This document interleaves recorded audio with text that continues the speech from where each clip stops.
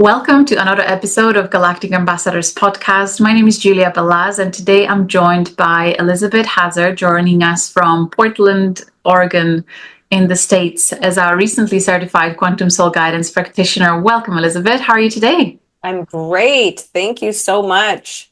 Excited to be here. Likewise, we are recording this today on the 17th of October, 2024, very much wrapped in the energetics of the full moon in Aries. So feeling very ambitious and aligned with the visions and the possibilities of what can be done and created. So I'm just so happy to have Elizabeth here as a valued member of our Quantum Soul Guidance community. I think you've been with us for a good 2 years, right? Probably coming close to 2.5 now. Very good. And you received your certification on 21st of April, 2024, I believe. You've done an amazing presentation, I think, a year ago for the community on holographic fractals and galactic DNA, such a rich, packed information that is still available to our Quantum Soul Guidance course members. And I'm happy to see that you secured the domain name called Fractal Soul Integration.com, as you can see on the Zoom name. That's Elizabeth's website. So you're quite passionate about the holographic fractal universe, and I hope we can bring that into the conversation and how you are weaving that into your Galactic Astrology client sessions, how that fits into the bigger picture of what we are really trying to achieve here as a collective when we apply Galactic Astrology and expand our consciousness and kind of reclaim our universal or cosmic citizenship. So where would you like to start in terms of sharing your journey of rapid consciousness expansion? Is that something that occurred early on, or you had like a breakthrough, as we often hear in these practitioner stories? Please tell us more about your journey. I would say it's both. It's like, I do feel like I came in really, like, honestly, at early childhood, really ready to make sense out of the reality I was living in. And I found that to be quite frustrating because there weren't a lot of answers about who and what we are and why we are. And so I don't know, I was just constantly wondering and exploring different things. And it was like, by the time I was in high school, I started getting into some different kinds of healing modalities, learning about healing, learning about mind-body connection. And then when I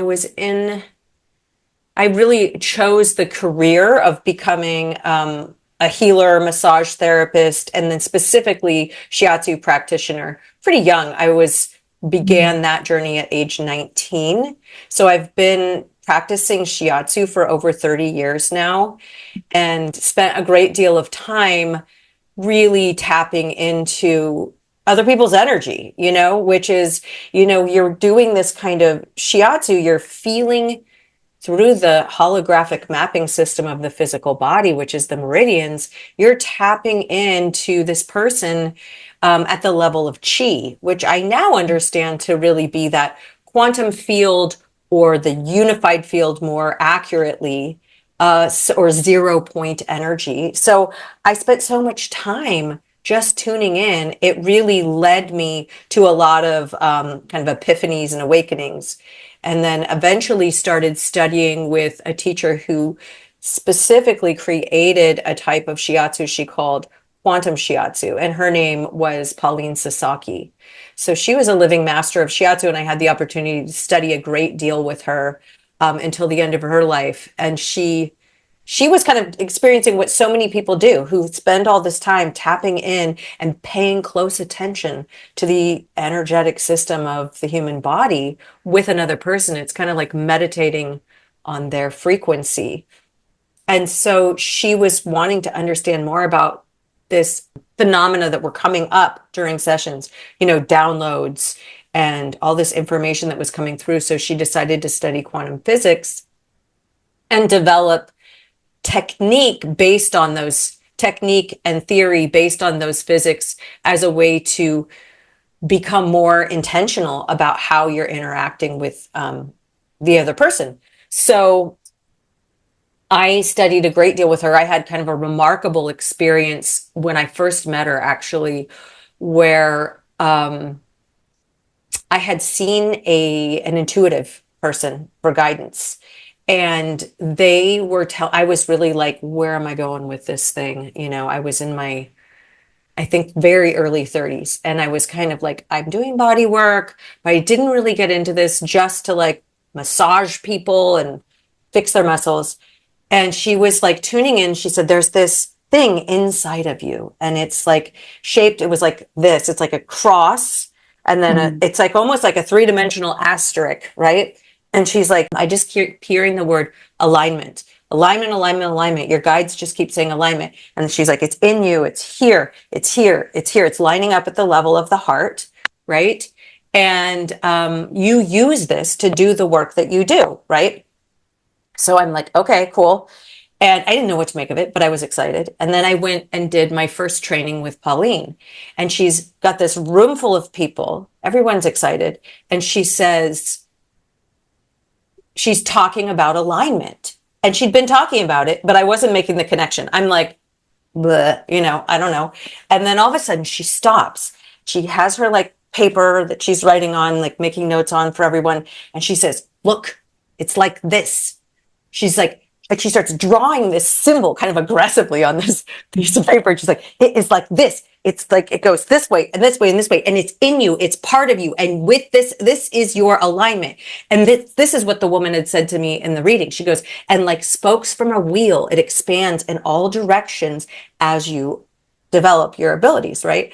And then Pauline says the same thing. She goes, and like spokes from a wheel. And she's just like, come on, people. And I'm sitting there going, she was literally saying the exact same words. And I was like, okay, I am in the right place. I don't need to ask anymore. Am I in the right place? Am I on the right path? So this was very much the right path. And it was what I've come to understand even about that symbol is when you start looking at the architecture of the unified field of space-time, of the 0-point field, it fits into a geometry. At the very center of each point coming together, you have what's called a vector equilibrium. And you could really see that embedding in the heart through like even the Kabbalistic tree of life geometry, that it really physically is there creating this alignment. And so this field of energy and the geometry of it is continuous with these points in the 0-point field where all the geometries come together perfectly. And that's a Buckminster Fuller terminology, but it's the vector equilibrium is really the 0 point, because from there, that vector equilibrium does this thing they call jitterbugging, where it basically does this little flip-flopping from quantum vacuum fluctuations. I'm going way too far with this. Quantum vacuum fluctuations, but it's like popping out these platonic solids so that we start to actually experience like the material world. But from there, you know, when we find that 0 point of the heart and we find it continuously repeating throughout the field, it kind of explains what that alignment really is. Sorry, was that too much? No, not at all. I follow. It's fascinating to hear direct experience validating certain teachings or visions or downloads that people have when something comes to you unbeknownst of the concept already existing out there. It's with you, but you're kind of like, yeah, maybe, whatever. And then it starts coming at you and you're still not really receiving and claiming it. So then the guides literally become the embodiment of whoever is the avatar. And they're like, no, here it is. Like I was really feeling that passion of the spiritual guides that may be working with you as they came through, those teachers, to say, you've got to pay attention to this is important. So you hold that within your being. I really want to connect it to your Galactic Astrology chart already at this time. Is it all right if I share it? Please. yesterday we had amazing Q&A call with our Quantum Soul Guidance community, and we talked about the whales coming up a lot in the consciousness within our community, and in particular we then zoomed in on the Cetus constellation, the whale, the sea monster, and we then talked about Matthias De Stefano's chart and the mystery of it. And later that evening, I looked again at his chart and looked at his lunar nodes, and his north node is at 3 degrees of Aries, which is conjunct the same star that your Mercury, natal Mercury at 3 degrees of Aries, is conjunct Deneb Kaitos, which is a star in Cetus constellation. It is at the tail of the whale, the sea monster. And what I found fascinating, or just this beautiful divine synchronicity of how mythology is intertwined with our direct human life experience and how we operate. So this star in Chinese mythology is known as Master of Constructions, or another translation for the Chinese name of the star is Superintendent of Earthworks. So for any of the viewers, if they listen to your language, how you express yourself, and how I know you for 2 years, how passionate you are about the energetics, the structure of the universe, and how it is inside us on infinite levels, really the fractal holographic, it's such a perfect terminology for that. And so for anyone who also knows Matthias De Stefano, how he operates and how passionate he's about the energetics and really consciously working with it, for him, his North Node is in the 4th house, if we have the correct ascendant in Capricorn. So he's very much working with the earth grids, the earth energetics, master of constructions. For you, it's in your Mercury, and you also have a stellium in Gemini. So you're very passionate about information, knowledge, and then communicating that. It's like in your 5th house, I believe, in Placidus house system, but 6th house in whole sign house system. So either way, it's through your creative, communicative self-expression that you are meant to bring this type of information forward, so that we can more consciously realize the magnificent cosmic creation, how perfect the order is, even in the seeming chaos. There's something really powerful that I believe occurs on so many levels in our human experience when we start paying attention to these structures. It really awakens something really powerful in our DNA. The memory starts coming in, and if any of the viewers ever lived as initiates of these higher orders, higher order wisdom, these memories will start coming through once you start working with these patterns. And I'm sorry for going on for a little bit longer. Even people who would take time to draw sacred geometry, as you do it, as your mind focuses on it, something magical is happening on a DNA level, on a soul level, the activations of memories of something that is really primal force within our being and known universe. So I was so excited for you coming on here, and for me to have the opportunity and the honor to introduce you to the community here. So I'm so excited that you're following this path. You're bringing up the way the drawing of the geometries can like open up these kind of codes inside of us, because one of my big passions, is very clearly unified physics. And part of the mission for me around awakening galactic citizenship and intelligence, understanding who we are in the context of a larger fractal of our universe, is that it's required that we understand the physics of reality, and that they're not separate from the spiritual world. They describe the spiritual world. And so when we are off in these, what we think are these little fantasy worlds of spiritual visions and whatnot, we are somewhere in reality having a real experience. And as we start to understand the real physics that describe it, it does function to open these key codes for humanity, for the process of the planetary ascension that is required for us to really move forward and get through this next evolutionary step that's probably opening into this age of Aquarius, that we're getting this kind of momentum on as Pluto enters Aquarius. But it's really fascinating to me what happens as I continue to understand this, and I'll see it through the chart itself. I see where the geometry of space-time is really like clicking away to create a particular alignment at a moment of birth, so that you have this entanglement nexus in your physical body through the geometry of space-time that literally creates a micro wormhole between you and the information of another planet where you have formally incarnated. And formerly is kind of an interesting word in terms of time, but you have incarnated there, and it is an instant. There's an eternal and infinite feedback loop with you and those moments. And so, like for us now, it's so important that we download this information, that we actually have the holofractal soul integration happening, because we have existed on planets that have already gone through the ascension process.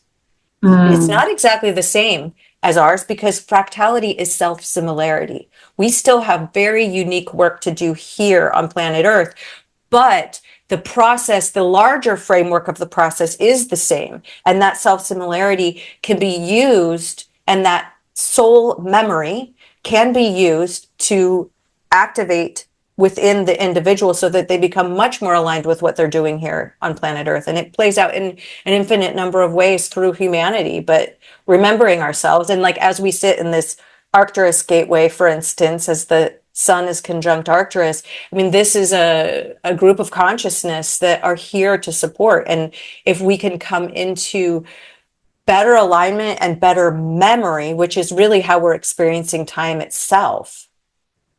So we open the fractal and we get into a larger fractal experience of ourselves, which requires the alignment of the central channel to go up and out, right?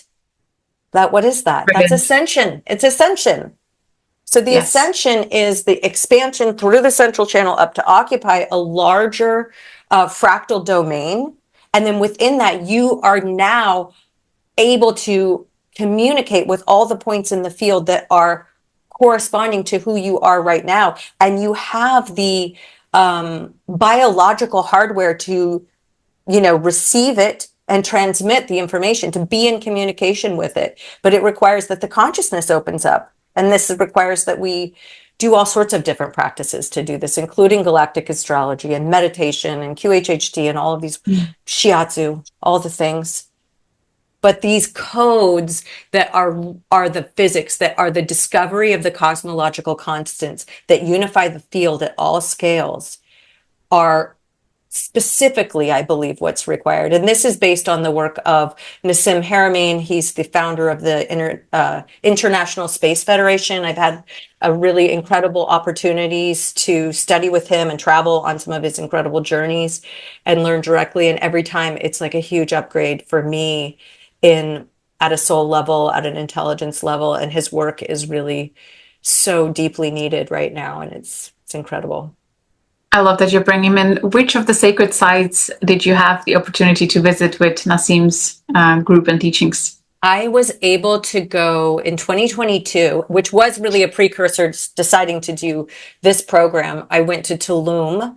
And so we were at Chichen Itza and the Tulum ruins, and we went into some cenotes and did activation work there, working specifically with some of his biotechnology. He has created a really amazing form of biotech. It's called an arc crystal. I always wear these because they are tapping into the quantum vacuum fluctuations, but they are, a type of technology that we can use in those exact spaces to start reconnecting the grids of the planet, but then learning the physics at the same time. So I did the Tulum trip. Before that, I actually did a big conference in California in 2019. He did this resonance retreat, and there were a great deal of different presenters, including he was presenting, and a guy named Adam Apollo presented, Marshall Lefferts, who wrote the book Cosmometry, Robert Grant was there. It was really phenomenal. And it was kind of like another part of my awakening, was just hearing all these different people and being in this group of awakened souls. And then last spring, I went to Greece with he and Dr. Lydia de Leon and her husband, Arturo Ponce de Leon, they're both, they are architects, but she has a PhD in understanding the geophysical and anomalies and all the different things and the geometries that go into creating like temples and sacred spaces. And then the celestial links. So she does look at all of that stuff too. So yeah, long answer. That's brilliant to hear that the archaeologists also expand their understanding of the cosmos and the stars and all that. Yes. So much epic stuff is happening on Earth. It really is. What a privilege. Yeah. Yeah. What did you start noticing as you started applying galactic astrology into your one-on-one interaction with your clients? What transpires in the experiences as you guide others? So when someone is, interested and open, and many people are people who I seem like they find me so-called randomly, but actually nobody's there on accident. It's fascinating how many people are just totally ready to connect about this stuff, who are theoretically coming in for shiatsu and acupuncture. But I will run their chart. And what I started to look at in myself and in others is how the chart can be looked at through the Kabbalistic tree of life geometry.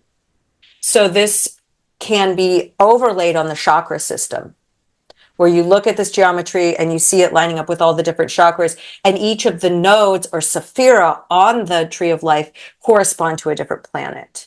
And then if we look then at the planet and its fixed star alignment, we start to see that we're through because this really is a piece of the whole geometry, is this tree of life. So this is part of how we embed on the field. And now where these nodes that correspond to the planets where they were at birth are now creating this entanglement nexus with those past locations or other locations of our soul experience.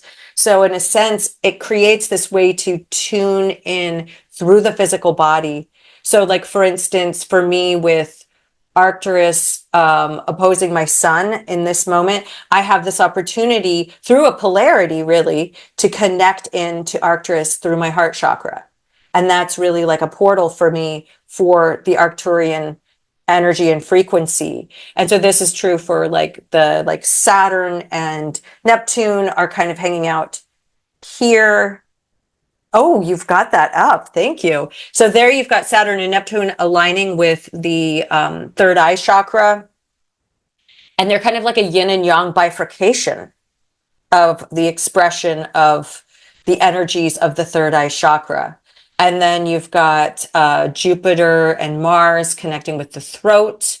As, again, they bifurcate into yin yang, but you've got the synthesis of yin yang. And there's more than one way of doing this. Some people do those top three sephira or top four in a different, or actually they kind of switch Pluto and Uranus. I really resonate with Pluto at the crown, but I think I think it's fractal. So there's just nested layers of reality, and I may change my mind someday. But so then you've got the sun at the heart chakra in the center there. And then you've got Mercury and Venus bifurcating at the solar plexus, and you've got the moon at the sacral chakra. And that bottom one is the earth connecting to the root and the earth star chakra. The Uranus is interesting because it represents the awakening. It's like the awakener, and it's the doth point that when activated, it drops down into the central singularity of the heart, and it becomes a non-local trans-temporal outside of time and space point in the subtle anatomy or not so subtle anatomy. Because when we say this, it's subtle anatomy, it's real. It's at a level that's so small that we can't perceive it, but it is not nothing. It's not just imagined. It's very, very real. But anyway, so as it awakens, it opens up into pure sentience, because now we are connected into kind of the all through that point. So those alignments are very interesting when you start thinking about how they represent the awakening of the Absolutely. soul. I'm so happy to do you work with this. There is such powerful activation when we work with this Merkaba tree. And I just want to say to any viewers who ever seen different versions of this Merkaba geometry, the Tree of Life. Kabbalistic tree of life. It does actually fit into a Merkaba, interestingly enough. There's some ways that you can drop it in and it becomes a Merkaba, and there's actually 8 that fit together, which does actually create that galactic human soul matrix. Soul Matrix, yes. Which is the what I want to say is that in case anyone sees different versions of it, where maybe, as you said, the planets may be laid out differently, I also have seen versions where different stars are aligned to different points of this matrix. I just want to invite individuals to take time to go within their own being and decide for themselves what resonates and what doesn't. Because when we start seeing different variations of things, it can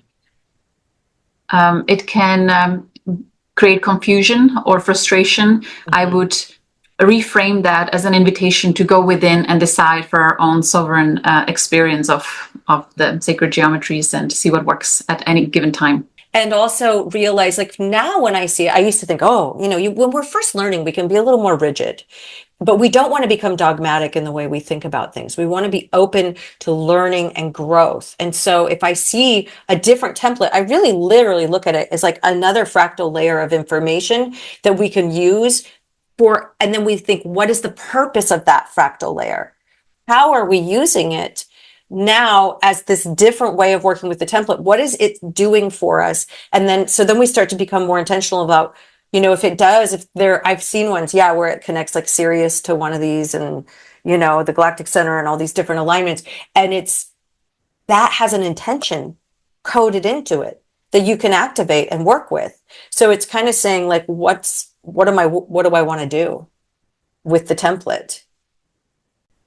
And the same message applies to coming across different information connected to different star systems, where one source says that there's these benevolent beings connected to a star system, and the other source would say, no, it's malevolent beings. So what is the truth? For you, as you tune into the soul records based on what's most relevant for you, it may be A, B, or C. So just again, allow that fractalization, acceptance, and different timelines being relevant at different points of different individuals' evolutionary soul's journey. Just, it's all okay. Right. And if we're looking at the concept of planetary ascension, you could look at a planet based on at what point in the timeline, so to speak, did you tap in? What if it was before what if you tapped into the Arcturians before they achieved planetary ascension? They may have been going through some very difficult growing pains that didn't always bring out the best qualities. I don't know. It's a possibility, right? And so we kind of say, oh, there's no good and bad. Let's just kind of take that out of their thought process and look more towards, because think of it this way. I was thinking of this in our class yesterday, or in our Q&A. When we think about these so-called malevolent beings, what if we thought of them the way we think of our children that we're raising? Now, one of my kids woke up acting like a real little monster this morning. Now, I could be like, what's wrong with him? Why is he a little jerk? But really, right. And he's an Aries. He's got my same birthday. So he's in it. But I could be like, what's wrong with him? Or I could judge him. But what do we do as the mother? We say, what's going on with him? So even when we're dealing with very difficult growing pains on a planet, what's going on with humanity? What's going on with this aspect of humanity that's deeply struggling? It's not bringing out the best in them. But what is the process to just be like categorically you're wrong and bad, or are we going to learn and grow? Yeah, I love that. Thank you for bringing that in. With your website, so Fractal Soul Integration.com, what types of sessions do you offer? Is it online, video, written reports? What are you offering at the moment? All of the above, really. So I will do a written report, and then it's not like super long, but pretty comprehensive written report. And then I will do a video, like a Zoom meeting like this, and deliver the report, which is always fun, as you know, because a lot comes through in person. Yeah.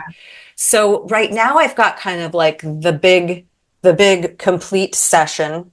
I've also will work with transits for people. And with those, I'll do work with both giving a reading and a written report, but I'll also be doing energetic work with the person so they can help them activate the DNA that's associated with each of these different portals, or so to speak, or the those nodes, the sephira on the tree of life. So if, say we're doing an activation for someone during this Arcturus gateway, we have the opportunity to help do DNA activation at that point as well, which really is saying that you in your body have biological biophysics of your physical body literally connect through the field into the morphogenetic field of that other planet. So the DNA activation kind of happens where you are literally doing the whole of fractal soul integration. You're reconnecting through that fractal antenna of the DNA with an aspect of you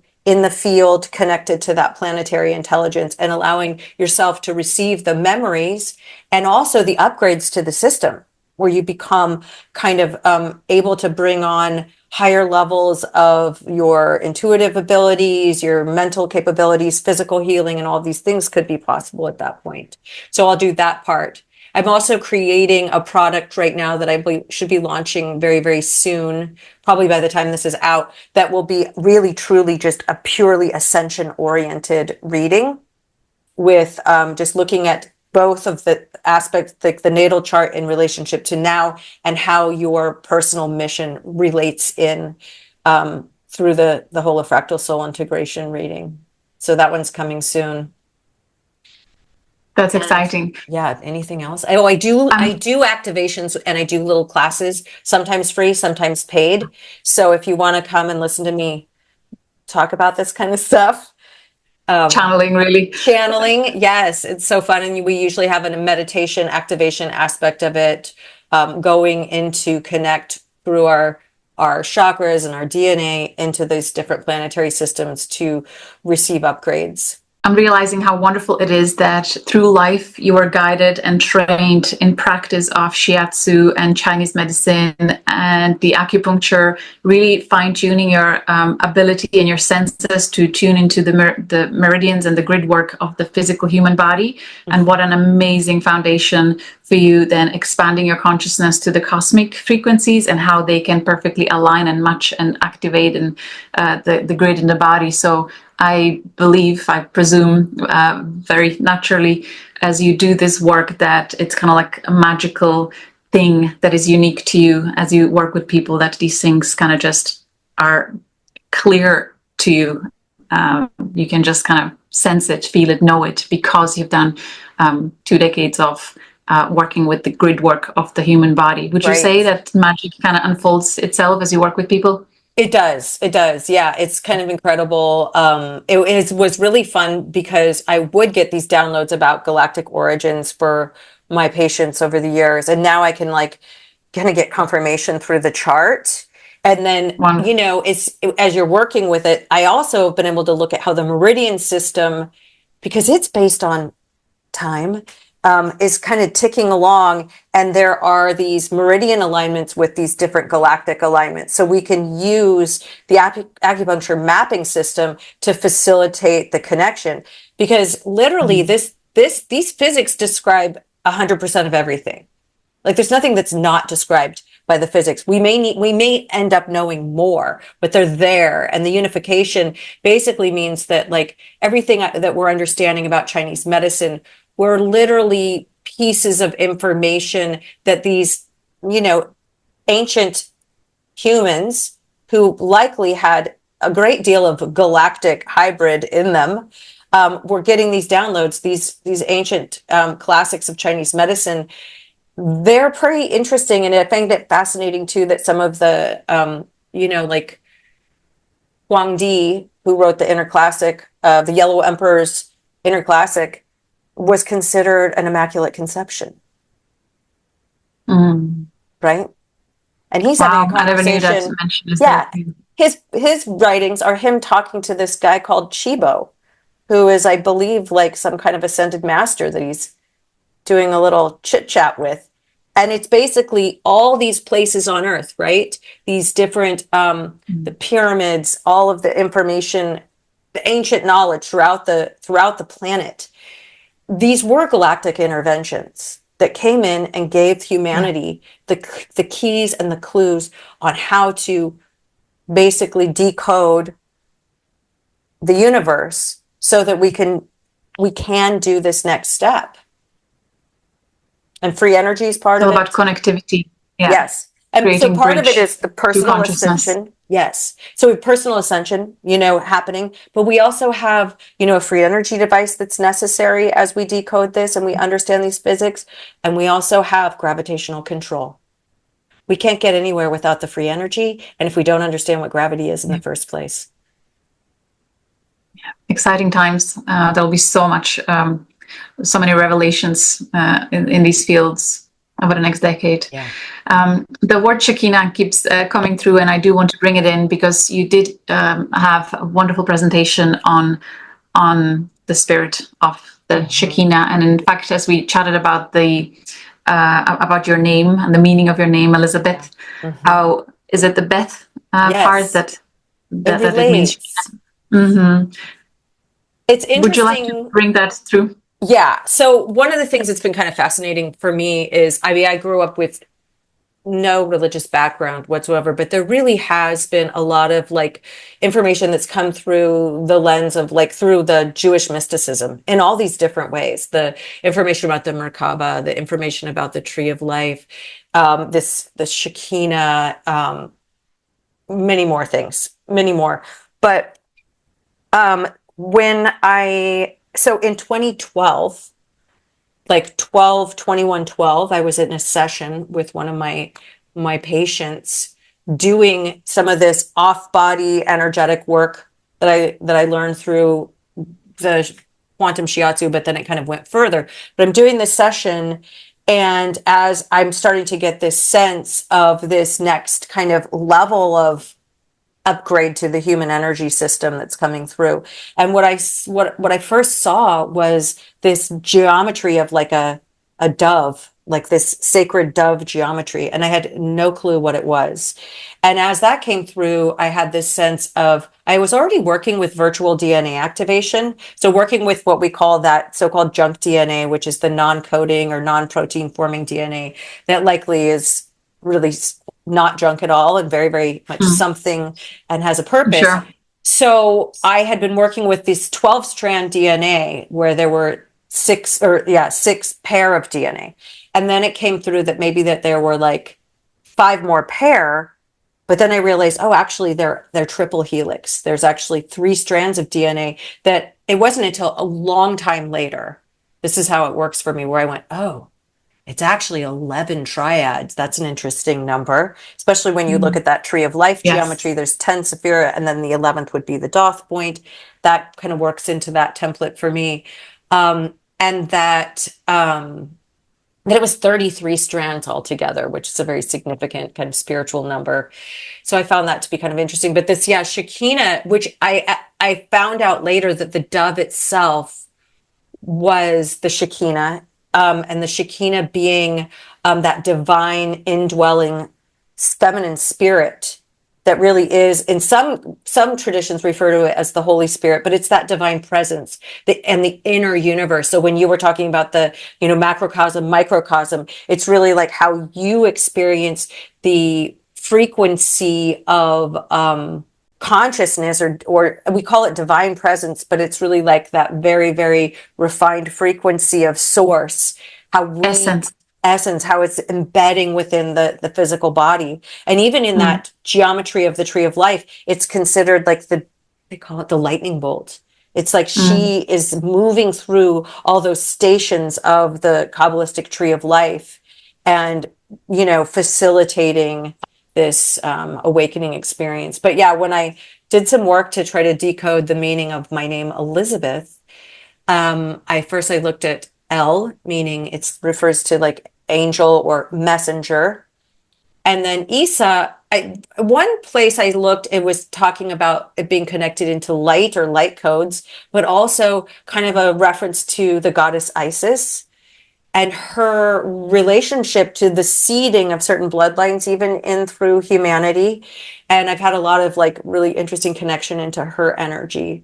So there was the sort of the light, maybe we could call it the light codes of Isis. And then the Beth is indwelling spirit that really is a reference to the Shekinah, which is a way of putting it, that it is our indwelling spirit, our divine presence. So together it's like the messenger of light codes of the indwelling spirit and the embodiment of those, like becoming the activated human, or like the true activated starseed. Because many of us have these, we all have these connections in our chart, but it's really about the awakening process to them and beginning to activate and work with that energy, I guess. And that's exciting. Why I love doing this work. Like, it could not be more exciting to me to sit and discover this with another person and see, it's almost like your soul legacy even, because you have this like soul history where you've been moving through all these different types of experiences, both at the galactic humanoid level, but at all different fractals of existence. And there's these signature elements to your soul that kind of tie these things together and kind of solve this mystery that we can kind of awaken to in this lifetime and begin to start working more directly with. Absolutely beautiful. Thank you for wording it so delicately.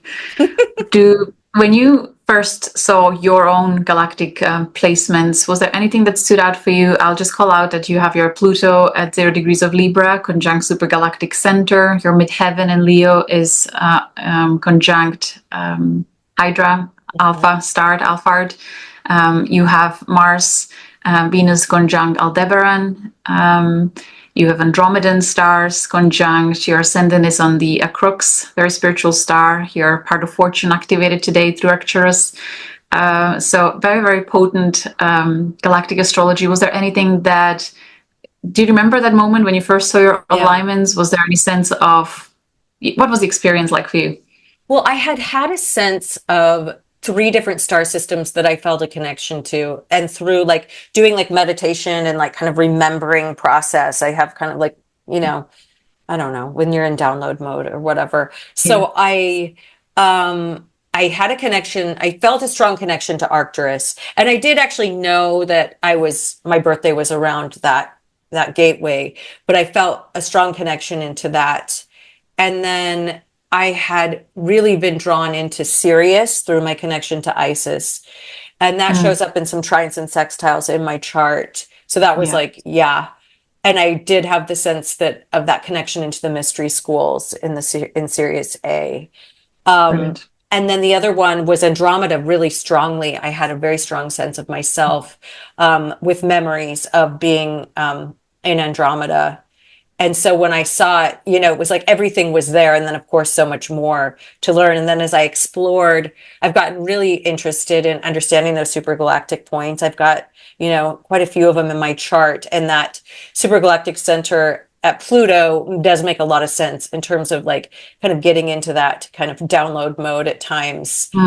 Connecting into high levels of fractality is what I think that it does when we feel into it. And if it's up there in the crown, in the way that I work with it, it's like you just open up the crown and you are in this like sort of multiverse superhighway potentially. I don't know. I love it. Yeah. And I love seeing it for you in your 11th of whole sign house. So it's really working on a collective subconscious level for you. Very, very powerful force there.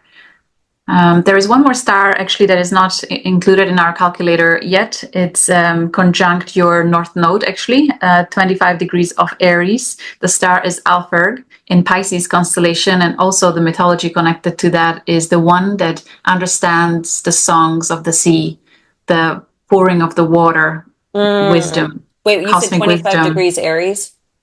Yes. That's my son. Oh, your son. Oh, yes, son. Yeah. So I thought that was another beautiful validation. So Pherg star in Pisces, conjunct sun, the one who reveals the mysteries, who understands the song of the sea.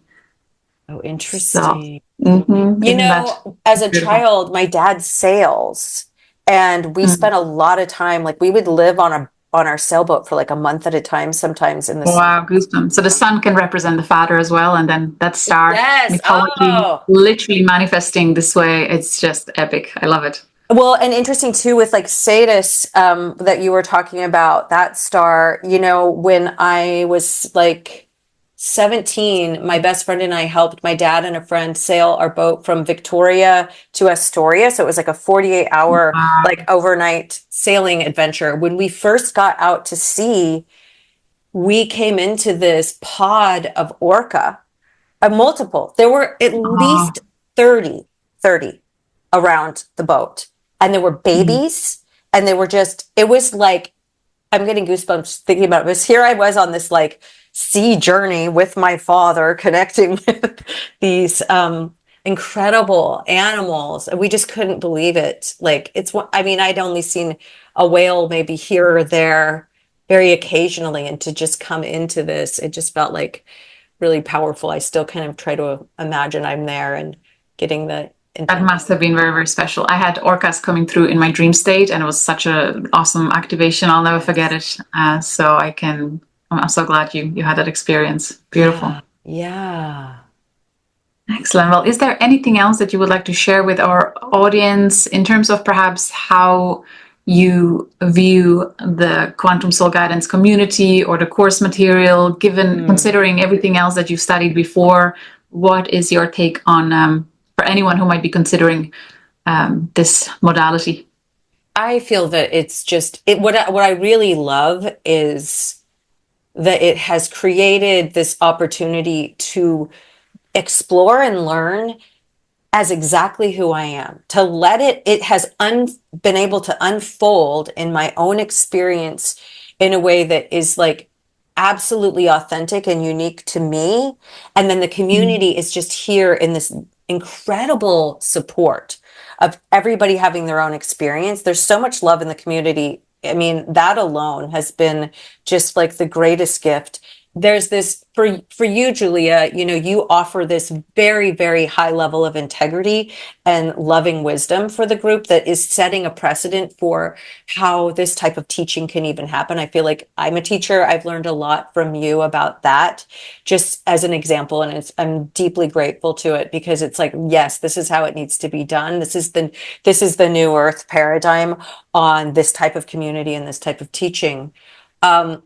For me, you know, I have a very unique brain that hasn't always been easy to work with in very like conventional learning environments. I've managed to get through it. I got a, you know, master's in Chinese medicine and all of that, but I feel like I hacked into my brain, like in this way where I decoded how my brain works and how I best learn in the way that this is all put together in this open-endedness, but like deep interest and deep motivation, all of these different ways that you can go with this information and like make it really like the journey that is totally authentic to who you are. Like I mean, here I am constantly weaving in the physics, and that's just one way to do this of many infinite paths with the information. But yeah, it is a journey of supporting humanity, but also unfolding your own soul journey at the same time, which really should go hand in hand anyway. Thank you. I love and appreciate that.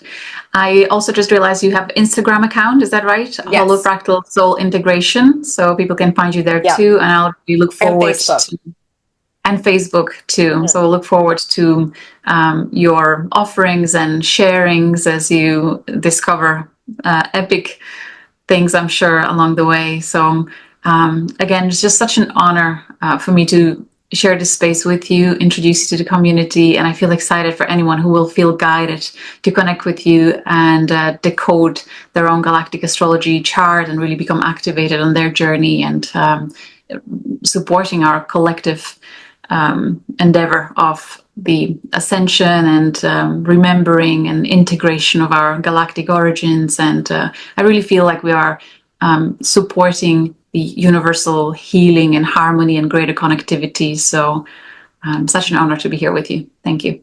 Thank you so much, Julia. Total honor for me as well.